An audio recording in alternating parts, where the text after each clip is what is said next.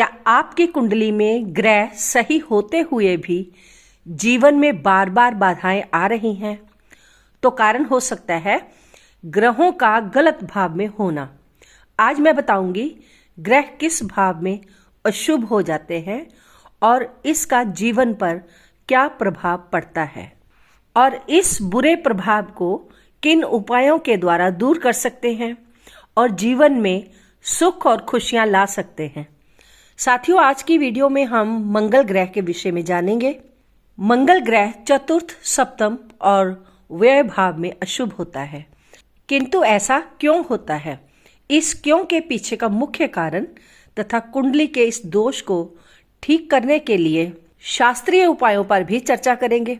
साथ ही ज्योतिष में मंगल ग्रह को साहस, ऊर्जा, क्रिया, शक्ति और अग्नि तत्व का कारक माना गया है।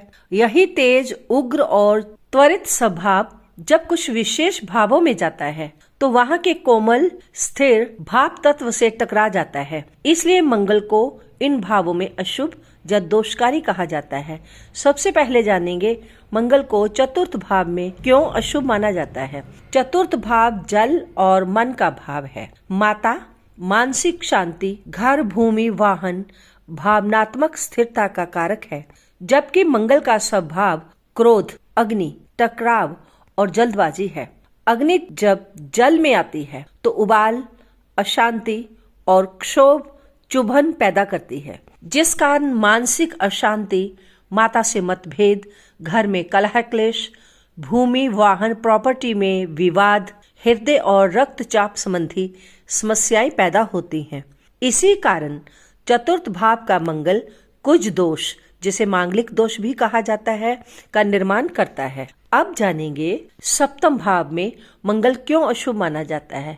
सप्तम भाव विवाह, जीवन साथी, साझेदारी, संतुलन व समझौते का कारक है, जबकि मंगल व्यक्ति को अधीर, प्रभुत्व चाहने वाला और संघर्ष प्रिय बनाता है। विवाह में सहनशीलता और सामंजस्य, एक दूसरे के प्रति समर्पण, तालमेल होना चाहिए, लेकिन मंगल के सप्तम भाव में होने के कारण अहंकार, क्रोध और नियंत्रण की प्रवृत्ति के कारण ही दाम्पत्य कलह, विवाह में विलंब, विवाह का टूटना, जीवन साथी का गुस्सैल स्वभाव, शारीरिक और मानसिक तनाव बने रहना इत्यादि दोष देखने को मिलते हैं। इसी कारण सप्तम भाव के मंगल को पूर्ण कुज दोष अर्थात मांगलिक दोष माना जाता है। अब जानेंगे द्वादश भाव में मंगल क्यों अशुभ माना जाता है। खर्च, हानि, शैया सुख, विदेश, निद्रा, मोक्ष, हॉस्पिटल, जेल द्वादश भाव के कारक तत्व हैं। द्वादश भाव त्याग और विलय का भाव है, जबकि मंगल कर्म और संघर्ष का ग्रह है। मंगल भौतिक क्रिया, ऊर्जा का विस्फोट, नियंत्रण की इच्छा है। कर्म का यह ग्रह जब हानि के भाव में जाएगा तो ऊर्जा व्यर्थ हो जाती है, जिस कारण अनावश्यक खर्च होंगे, नींद की समस्या हो जाती है, गुप्त शत्रु उत्पन्न हो जाएंगे, शैया सुख में बाधा या फिर असंतोष रहता है। विदेश में भी संघर्ष होता है। तो क्या इन भावों में मंगल हमेशा ही अशुभ फल ही देगा? नहीं, ऐसा नहीं। यदि मंगल सब ग्रही होगा, उच्च राशि क्या हो, शुभ ग्रहों से जैसे गुरु, चंद्र इत्यादि से युक्त हो जाए या इनकी शुभ दृष्टि मंगल पर हो, मंगल कुंडली में यदि योगकारक होगा या नवांश कुंडली में बलवान होगा, तो वही मंगल फिर रक्षक, साहसी और नेतृत्वकारी परिणाम भी देता है। अब बारी बारी इन तीनों भावों के उपाय जानेंगे। चतुर्थ भाव में मंगल अशुभ है, तो आप चतुर्थ भाव के मंगल के लिए सुबह जल में दूध मिलाकर सूर्य को अर्घ्य दें। माता के चरण स्पर्श कर आशीर्वाद ले। मंगलवार को कुछ समय का मौन रखें। क्रोध से बचे। ओम क्रांग क्रीं क्रौं सह भौमाय नमः इस मंत्र का 108 बार जाप करें। मंगलवार या शनिवार को करना है। मंगलवार को माता या वृद्ध स्त्री को वस्त्र दें। लाल मसूर की दाल दे सकते हैं। तांबा या गुड़ का दान करें। घर के दक्षिण पूर्व भाग को साफ सुथरा रखें। वहां क्लटर इकट्ठा ना होने दें। अपने सोने वाले कमरे में अधिक लाल रंग का प्रयोग ना करें।